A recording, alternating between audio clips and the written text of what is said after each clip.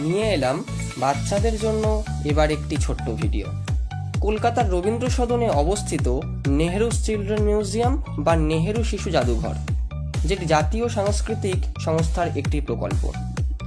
জাদুঘরটি সোম ও মঙ্গলবার বাদ দিয়ে সপ্তাহে বাকি 5 দিন সকাল 11টা থেকে সন্ধ্যা 7টা পর্যন্ত খোলা থাকে। 16 বছরের নিচে প্রবেশ মূল্য 10 টাকা এবং তার ঊর্ধ্বে 20 টাকা। জাদুঘরটি 3টি সুবিশাল তলায় বিস্তৃত, যেখানে রামায়ণ এবং মহাভারতের সমস্ত কাহিনী মডেল দ্বারা চিত্রায়িত রয়েছে।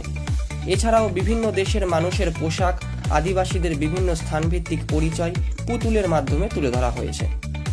এই জহর শিশু ভবনটি নেহেরু শিশু জাদুঘরের প্রাঙ্গণে শিশুদের জন্য গুরুত্বপূর্ণ ভূমিকা পালন করে চলেছে।